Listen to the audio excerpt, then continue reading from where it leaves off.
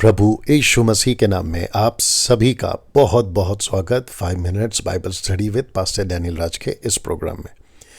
दोस्तों, ये episode number 7 है और आप जानते हैं कि मैं बहुत सारे वीडियोस को आजकल बना रहा हूँ मसीह मंथन के हेड ऑफिस से, और ये सिलसिला जारी रहेगा। आज का विषय गंभीर है, सीखने लायक है, छोटा वीडियो होगा। उम्मीद करता हूँ कि आप इसको पूरा देखेंगे, ना केवल देखेंगे, सीखेंगे, अपने जीवन में लागू करेंगे और उन तक भी पहुंचाएंगे जो किसी ना किसी अगुवे सेवक, भ्रष्ट जो लूसीफर का सेवक है, उसकी तरफ से भटकाए जा रहे हैं, जिसको मैं हमेशा कहता कि ये लोग हैं जो चुपके से मसीह के देह में घुस गए हैं।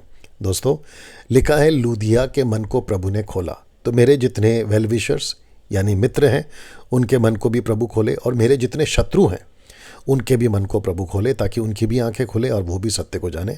क्योंकि मैं नहीं चाहता, ना ही मेरा प्रभु चाहता कि कोई नाश हो और कोई नरक में जाए गलत शिक्षा के चलते। दोस्तों, आज का विषय रखने से पहले जल्दी से आपको याद दिला दूं, अगर आपने मेरे चैनल को अभी तक सब्सक्राइब नहीं किया है, मैं रिक्वेस्ट करता हूं कि सब्सक्राइब करें, बेल आइकन प्रेस करें, और जो लोग नए हैं आप लोग भी ज़रूर करें। याद रखिए, डैनियल राज ये इसलिए नहीं कह रहा है क्योंकि उनको पैसे कमाने, बिल्कुल नहीं कमाने हैं, और ना ही मैं कमाता हूँ। दोस्तों, यदि आप फेसबुक पर हैं तो लाइक एंड फॉलो करें। 80,000 लोग इस पेज को अभी तक फॉलो कर रहे हैं। मैं चाहता हूं कि ये जो थंब है इसको भी प्रेस करें। 80,000 अभी तक हो चुके हैं। मैं चाहता हूं कि आप लोग इतना इसको फैलाएं कि लाखों की तादाद में लोग जो हैं सीखें, देखें इसी पेज से। और मेरा पेज ऐसा ही दिखता है, इसी को आपको फॉलो और लाइक करना है, क्योंकि डैनियल राज के नाम से बहुत सारे पेज जो हैं फेक पेज या फिर है ना अलग पेज चल रहे हैं, लेकिन ये मेरा ओरिजिनल है, ऐसा ही दिखता है ना। दोस्तों, आज का विषय जैसे मैंने आपसे कहा गंभीर है, सीखने लायक है। क्या है, मैं आपके बीच में स्लाइड रख दे रहा हूँ, बहुत ध्यान से देखिएगा, और छोटा वीडियो है, अंत तक देखिएगा। जी हाँ, तोरा मूसा द्वारा लिखी गई 5 किताबें, उत्पत्ति की किताबें, निर्गमन की किताब, लेवी व्यवस्था, गिनती, व्यवस्था, विवरण, ये 5 किताबें मूसा ने लिखी थी, और जिसको यहूदी तोरा कहते हैं, आज भी कहते हैं, और यरूशलेम के मंदिर में इसको पढ़ा जाता था।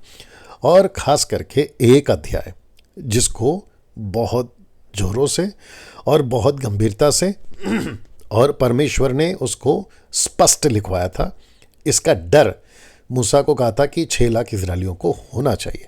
वो कौन सा अध्याय है मैं रखने जा रहा हूँ, लेकिन उसके पहले मैं आपको बता दूँ कि मैंने ये टॉपिक को क्यों चुना कि आप लोगों के बीच में मैं लेकर आऊँ। वजह यह है, एक बहन का मुझे फ़ोन आया भारत से, शहर नहीं बताऊंगा।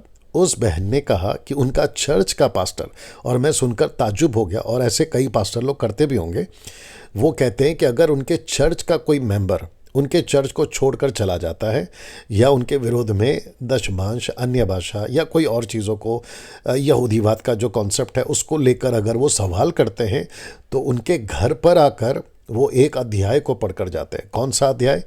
जिसका गलत इस्तेमाल वो सेवक और उस जैसे सेवक कर रहे हैं। और मेरा फ़र्ज़ है इस वीडियो के माध्यम से कि मैं आपको खबरदार करूं और आपको कहूं कि ऐसे किसी भी अध्याय को पढ़ने से आपके घर पर आकर आपको कुछ नहीं होगा, लाख टके की बात है। जी हाँ, आपने बिल्कुल ठीक सुना। और ना ही आज के बाद, इस वीडियो को देखने व सुनने के बाद आपको नहीं डरना है। वो चाहे पूरी बाइबल आपके घर पर पढ़कर चला जाए, गलत मनसा से आपको नहीं डरना। याद रखिए, आप अगर प्रभु के साथ सही हैं, इस पृथ्वी पर कोई मायके लाल आपको प्रभु से और प्रभु से अलग करने वाली बातें जो होती है नहीं कर सकता। रोमियो की किताब 8वां अध्याय वचन 32 से आगे पूरा चैप्टर पढ़ लीजिएगा। लिखा है कि पृथ्वी की ऐसी कोई बातें नहीं है, 17 से 18 बातें आपको परमेश्वर से अलग नहीं कर सकती, लेकिन कब? अगर आप प्रभु के साथ सही हो तब। ओके, वो कौन सा अध्याय है जिससे इजरायली डरते थी या डरते थे? और ये आजकल सो कॉल्ड कुछ लोग या पास्टर लोग आकर उनके घर पर बाइबल का वो अध्याय पढ़ जाते हैं जिससे लोग डर जाते हैं। कौन सा है रखने जा रहा हूँ। तो लिखा है कि तोरा का गलत इस्तेमाल, और खास करके व्यवस्था विवरण 28वें अध्याय का। जी, आपने बिल्कुल ठीक सुना। मैं चाहता हूं कि आप इस बात को समझें। पास्टर डैनियल, क्या है 8वें अध्याय, 28वें अध्याय में? ध्यान से सुनिए। इसमें 2 पार्ट हैं, ए और बी, 1 और 2। पहला पार्ट आशीष का है, दूसरा पार्ट श्राप का है। पहला ब्लेसिंग का है और दूसरा कर्स का है। तो आइए जल्दी से पढ़ लेते हैं। एक एक वचन आपके लिए मैं पढ़वाऊंगा। लिखा है, यदि तू अपने परमेश्वर यहोवा की सब आज्ञाएं जो मैं आज तुझे सुनाता हूँ चौकसी से पूरी करने की चित्त लगाकर उसकी सुने, तो वह तुझे पृथ्वी की सब जातियों में श्रेष्ठ करेगा। वचन 2, फिर अपने परमेश्वर यहोवा के सुनने के कारण, याद रखो इजरायली को कह रहा है सुनने के कारण ये सब आशीर्वाद तुझ पर पूरे होंगे। कौन कौन से आशीर्वाद है? वचन 3, धन्य हो तू नगर में, धन्य हो तू खेत में, धन्य हो तेरी संतान, तेरी भूमि की उपज, गाय और भेड़ बकरी आदि पशुओं के बच्चे, धन्य हो तेरी टोकरी और कटोती। वचन 6, धन्य हो तू भीतर आते समय, धन्य हो तू बाहर जाते समय। यहोवा ऐसा करेगा कि तेरे शत्रु जो तुझ पर चढ़ाई करेंगे वे तुझसे हार जाएंगे। वे आएंगे एक मार्ग से चढ़ाई करेंगे, परंतु तेरे सामने से 7 मार्ग से होकर भाग जाएंगे। तेरे खत्तों पर और तेरे जितने कामों में तू हाथ लगाएगा उन सबों पर यहोवा आशीष देगा। इसलिए जो देश तेरा परमेश्वर यहोवा तुझे देता है उसमें वह तुझे आशीष देगा। मतलब ये इजरायलियों को कह रहा है और इजरायलियों के लिए ही है, आपके लिए नहीं है। यदि तू अपने परमेश्वर यहोवा की आज्ञाओं को मानते हुए उसके मार्गों पर चले तो वह अपनी शपथ के अनुसार तुझे अपनी पवित्र प्रजा करके स्थिर रखेगा। वचन 10, पृथ्वी के देश देश के सब लोग यह देखकर कि तू यहोवा कहलाता है तुझसे डरेंगे या डर जाएंगे। वचन 11, जिस देश के विषय यहोवा ने तेरे पूर्वजों से शपथ खाकर तुझे देने को कहा था उसमें वह तेरी संतान की, भूमि की उपज की, पशुओं की बढ़ती करके तेरी भलाई करेगा। वचन 12, यहोवा तेरे लिए अपने आकाश रूपी उत्तम भंडार को खोलकर तेरी भूमि पर समय पर मैं बरसाया करेगा, तेरे सारे कामों पर आशीष देगा। तू बहुतेरी जातियों को उधार देगा परंतु तुझे उधार लेना ना पड़ेगा। फिर कहता है वचन 13, यहोवा तुझको पूँछ नहीं परंतु किंतु सिर ही ठहराएगा और नीचे नहीं परंतु ऊपर ही रखेगा। यहोवा परमेश्वर की आज्ञाएं जो मैं आज तुझे को सुनाता हूँ तू उनके मानने में मन लगाकर चौकसी करे। जिन वचनों की मैं आज तुझे आज्ञा देता हूँ उनमें से किसी से दाहिने या बाएं मुड़ के पराये देवताओं के पीछे ना हो ले और ना उनकी सेवा करे। ये हुआ ए पार्ट, ये हुआ ब्लेसिंग वाला पार्ट, आशीष वाला पार्ट। अच्छा, कुछ लोग, मुझे पता है कि अगर किसी का घर का ओपनिंग है, कार नया गाड़ी खरीदा है या कुछ भी नई ज़मीन खरीदा है तो इस वचन को पढ़ लेते हैं और बेचारे भोले भाले लोगों को अच्छा लगता है कि अरे वाह परमेश्वर मुझे इतने ब्लेसिंग देगा। मेरे भाई, यीशु में जो है ना वो वैसे ही आशीषित है। इफिसियों 1:3, आकाश की, पृथ्वी की, स्वर्ग की जितनी भी ब्लेसिंग है ना वो आप ही की हैं। कब? जब आप यीशु में आ जाते हैं। लेकिन ये पढ़कर आपको झूठी तसल्ली देकर ये जो दुकान चल रहा है मैं इसके खिलाफ हूँ और रहूँगा, और आप लोगों को बताना चाहता हूँ कि ऐसे किसी धोखे में नहीं आना। अब बात करते हैं बी पार्ट का, जो मुझे उस बहन ने कहा कि कोई अगर चर्च छोड़ देता है तो वो पास्टर आकर ये वचन पढ़ जाता है और उसका डर के चलते लोग जो है गलत शिक्षाओं में पड़े रहते हैं और वो अपनी जीवन को नर्क में डाल रहे हैं, और जिसके लिए मैं बहुत गुस्से में हूँ। और ये आत्मिक गुस्सा है मेरा ऐसे लोगों पर जो मसीह के वचन को गलत तरीके से लोगों को डरा डरा कर अपने चर्च में जमा कर रहे हैं। क्या है वो पी पार्ट? आइए पढ़ते हैं वचन 15, परंतु यदि तू अपने परमेश्वर यहोवा की बात ना सुने, उसकी सारी आज्ञाओं और विधियों के पालने में जो मैं आज सुनाता हूँ चौकसी नहीं करेगा तो ये सब शाप तुझ पर आएंगे। अगर नहीं करेगा, किसको? इजरायलियों को कहा, ये शराप आएगा। कौन कौन से शराप है? वचन 16 से शुरू होता है, शापित हो तू नगर में, शापित हो तू खेत में, शापित हो तेरी टोकरी और कटोती, शापित हो तेरी संतान, भूमि की उपज, गायों भेड़ बकरियों के बच्चे, शापित हो तू भीतर आते समय, शापित हो तू बाहर जाते समय। फिर जिस जिस काम में तू हाथ लगाएगा उनमें यहोवा तब तक तुझको शाप देता या भयातुर करता, धमकी देता रहेगा जब तक तू मिट ना जाए, शीघ्र नष्ट ना हो जाए। यह इस कारण होगा कि तू यहोवा को त्याग कर दुष्ट काम करेगा। यहोवा ऐसा करेगा कि मरी तुझ में फैलकर, यानी बीमारी, समय तक लगी रहेगी जब तक जिस भूमि के अधिकारी होने के लिए तू जा रहा है उस पर से तेरा अंत ना हो जाए। कौन सी भूमि? कनान, प्रतिज्ञा का देश, उसकी बात हो रही है और इजरायलियों की बात हो रही है, आपकी बात नहीं हो रही और ना ही आपको डरना है। वचन 22, यहोवा तुझको क्षय रोग से, जवर, दाह, बड़ी जलन से, तलवार और झुलस और गुराई से मारेगा, और ये उस समय तक तेरा पीछा किए रहेंगे जब तक तेरा सत्यानाश ना हो जाए। किसको? इजरायलियों को। मैं फिर कहता हूँ बहन, मैं भाइयों, मसीह के लोगों, किसी के पास्टर के इस वचन को आपके घर पर या चर्च के पुलपिट से पढ़ देने से आपके नाम लेकर आपको कुछ नहीं होगा। लाख टके की बात है, डंके की चोट पे बोल रहा हूँ, आपको कुछ नहीं होगा, ना ही इनकी ऐसी बातों से आपको डरना है।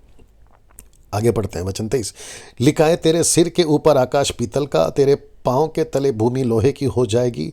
यहोवा तेरे देश में पानी के बदले बालू और धूल बरसाएगा। वह आकाश से तुझ पर यहाँ तक बरसेगी कि तेरा सत्यानाश हो जाए। इजरायलियों की बात हो रही है। आपको नहीं डरना है। वचन 25, यहोवा तुझको शत्रु से हरवाएगा। तू एक मार्ग से उसका सामना करने को जाएगा, परंतु 7 मार्ग से होकर उनके सामने से भाग जाएगा। पृथ्वी के सब राजाओं में मारा मारा फिरेगा। कौन? इजरायली लोग। तेरा शव आकाश के भांति भांति के पक्षियों, धरती के पशुओं का आहार होगा। उनको कोई भगाने वाला ना होगा। इजरायलियों की बात हो रही है। आपको नहीं डरना है। वचन 27, यहोवा तुझको मिस्र के से फोड़े और बवासीर और दस्त और खुजली से ऐसा पीड़ित करेगा कि तू चंगा ना हो सकेगा। वचन 28, यहोवा तुझे पागल और अंधा कर देगा, तेरे मन को अत्यंत घबरा देगा। वचन 29, जैसा अंधा अंधियारे में टटोलता है, वैसे तू दिन दोपहर में टटोलता फिरेगा, तेरे काम का सफल ना होंगे।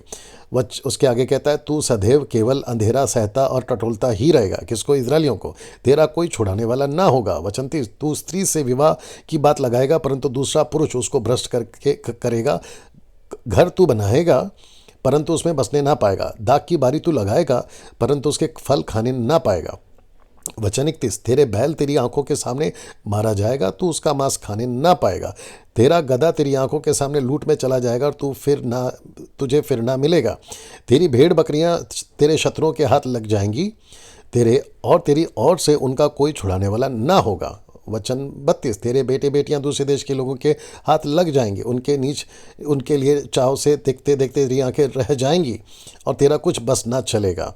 वचन 33, भूमि की उपज और तेरी सारी कमाई एक अनजान देश के लोग खा जाएंगे। सर्वदा तू केवल अंधेरा सहता और पीसा जाता रहेगा। वचन 34, यहाँ तक कि तू उन बातों के कारण जो अपनी आंखों से देखा पागल हो जाएगा।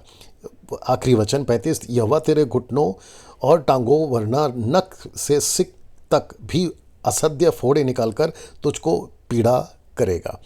अब प्रश्न उठता है कि ये सब किसको आएगा और ये सब प्रभु किसके लिए करेगा? यहोवा।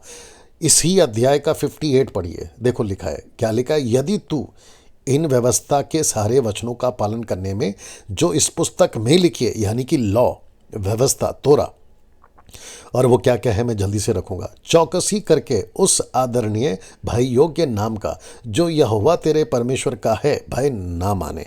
देखिए नीचे लिखा है ना, भय ना माने। आप तो मानते हैं, आप तो प्रभु का अधीन है, आप तो प्रभु के साथ है, तो किसी के पास्टर के पढ़ के जाने से क्या फ़र्क पड़ता है? और आप लोग इतना डर क्यों जाते हैं?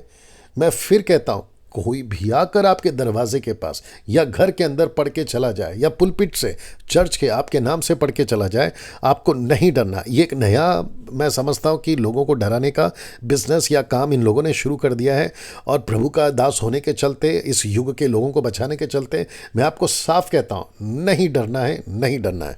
तो कहता है कि अगर कोई व्यवस्था को पालन ना करे, यहोवा का भय ना माने, तो वचन क्या कहता है? देखो 59, तो ये जो शब्द है ना, तो श्राप आएगा, तो आपका नुकसान होगा, तो वाह। सी, अब मैं आपके सामने एक ऐसा वचन रख रहा हूं जो आपको संतुष्ट करेगा, तसल्ली देगा और इनके झूठे धमकियों से आपको बचाएगा। क्या है वो? आइए देखते हैं।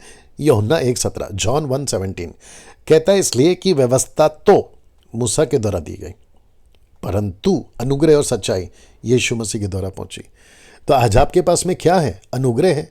आज आपके पास में क्या है? सच्चाई है। आज आपके पास में क्या है? यीशु मसीह है। तो फिर व्यवस्था का डर क्यों दिखा रहे हैं लोग? व्यवस्था में ऐसा लिखा है, व्यवस्था में वो लिखा है, अगर नहीं मानोगे। अरे क्या लगा के रखा है भाई?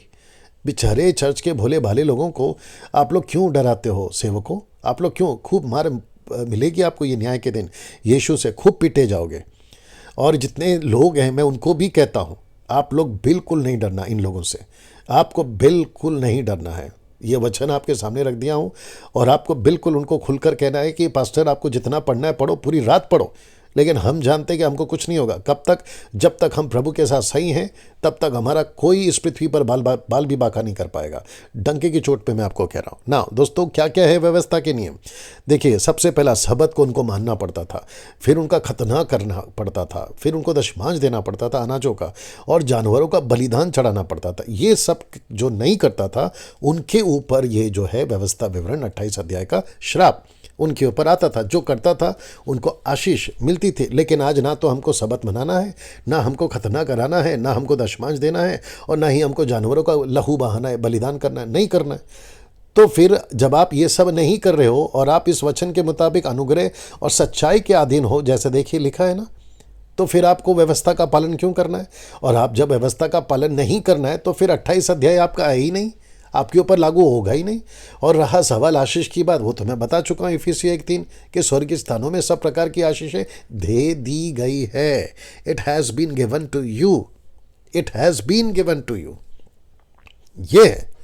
तो मैं चाहता हूं कि आप लोग इस बात का ध्यान रखें और किसी भी प्रकार से आपको नहीं डरना है।